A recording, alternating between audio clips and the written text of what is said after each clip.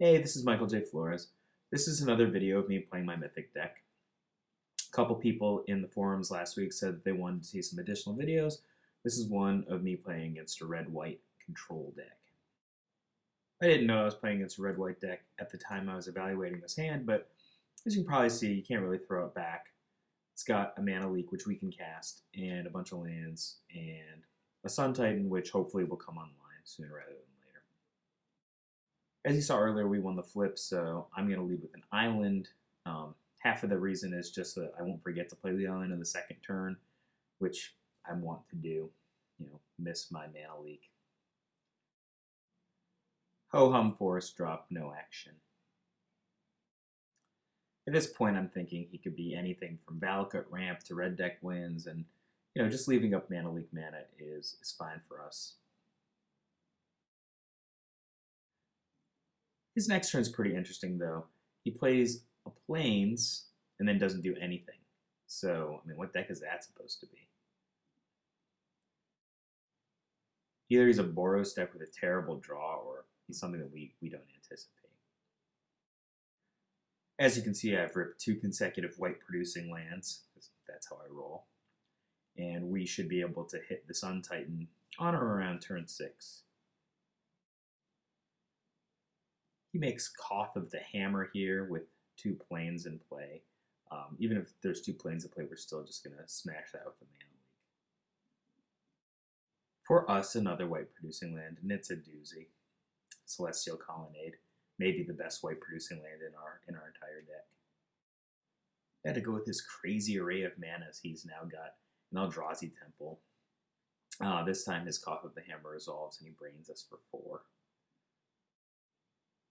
This next turn for us might be, a disastrous turn. His Koth has 4 counters right now, and I probably should just power up the Celestial Colonnade and bash it with the Colonnade, but I'm saying, hey, I'm just going to make a Sun Titan, and then, we'll get there in the near future, get a little card advantage. It's really hard to deal with the Sun Titan anyway, and in fact, it's not hard to deal with the Sun Titan when you have Wrath of God. So he plays Day of Judgment and then brains us for 4 again, and now his Koth is out of range. Of course, that doesn't stop me from now hitting it for 4, which is semi-pointless, but, let's put it down to 1. That play from the previous turn is going to end up being pretty costly. Just wondering what you would have done. Would you have killed it rather than play the Sun Titan, which we were looking forward to playing the whole time? Now he's got a Wormcoil Engine, which is ginormous and hard to deal with. Interestingly, we pull a second Sun Titan here, which is going to get back our Tectonic Edge, which will allow us to deal once again with his second Eldrazi Temple. But just beating that Wormcoil Engine is going to be a bit of a problem. Plus, he's got Koth online. We have no attack this turn. And now he plays another Wrath. So his Day of Judgment puts his Wormcoil Engine back online. He bashes us with his Koth again. We're down to 1 from 5. And, just to mock us, the deck gives us Jace the Mind Sculptor.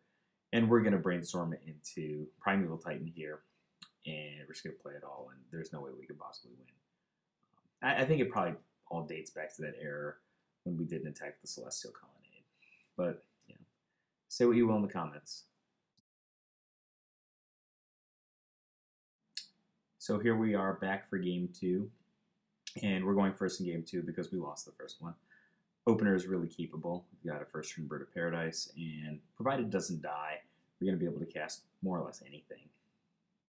We're going to end up taking a pretty powerful turn here. So we're going to play the Lotus Cobra with the Bird of Paradise in the forest, and then play an untapped land, make 2 mana with the Lotus Cobra, and cast Explore. And we're kind of gambling against Pyroclasm. But we didn't show him any little creatures in game 1. So now for the third turn, we've got all kinds of options. I think probably in the same spot you would cast a Jace the Mind Sculptor, and that's what I'm going to do. We play Jace the Mind Sculptor using the blue mana from the Lotus Cobra after playing land and the Bird of Paradise, and we're going to put Jace up to 5, hide his Lightning Bolt. The whole point of putting Jace up to 5 is to get it out of Lightning Bolt range, and we're a good deal ahead at this point. He's way off of Day of Judgment mana. You can just answer with like a Pilgrim's Eye. Nobody's scared of a Pilgrim's Eye in this spot. Especially on the next turn, we're going to do him one better use Jace to set up a Misty Rainforest and get Primeval Titan, which is kind of like a Pilgrim's Eye, you know. Instead of getting one land, it gets two, and instead of a 1/1, it gets a 6/6. And unsurprisingly, after we play that Primeval Titan with mana back to play Counterspell, he concedes in the 4th turn. So that game was a little bit better than the first game. Instead of no acceleration, we got really powerful acceleration. Instead of Jace on the last turn, we got Jace on the, was it the 3rd turn? This game is actually going to be kind of better, kind of worse. Worse in the sense that he's just not going to hit any red mana or Pilgrim's Eyes. So it's going to be a pretty one-sided game. Spoilers! We're going to start out with some pretty sick acceleration here. Explore, put our 3rd land into play on the 2nd turn, so we basically break serve. And on his 3rd turn, he plays a 3rd Plains. I imagine his hand is like, I don't know, 6 copies of Cough of the Hammer. The potentially greedy 3rd turn play is to cast the Preordain with Colonnade, hope to demise a blue land, but they're not going to make that play. Just awesome leap back Mana Leak here. Obviously, this turn, between the Colonnade and the Bird of Paradise, we can play Jace the Mind Sculptor. I'm going to use Jace the Mind Sculptor to look at the top of his deck, make sure he doesn't draw any red. No red. We obviously give him the Temple. We can blow up the Temple at any time with the Tectonic Edge. Ooh, he has Elspeth Terrell. He powers up Elspeth for disc mode. No non-loyalty value on the battlefield on that one. We're going to play a land, power up Stirring Wildwood, smash Elspeth for 3, and leave up Mana Leak mana. Not a bad turn. Obviously, we could have powered out Titan if we wanted to, but most of his Elspeth, not even the full Elspeth, for our Jace and Titan and Burr is probably not a great deal for us. No red, Jason play on our side. He chooses to back. This match was maybe not as exciting as some of the archetype matches that we looked at last week, but all of his cards were actually really powerful cards.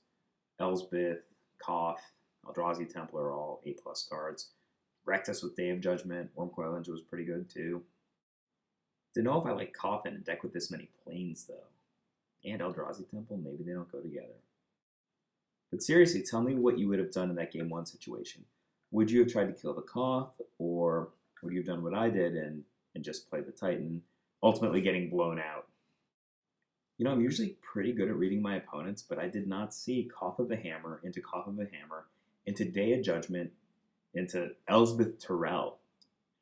You know, all good cards, but I didn't expect to see them together, so that Day of Judgment really wrecked me on the Titan plan. Anyway, I hope you enjoyed the video. This has been Michael J. Flores.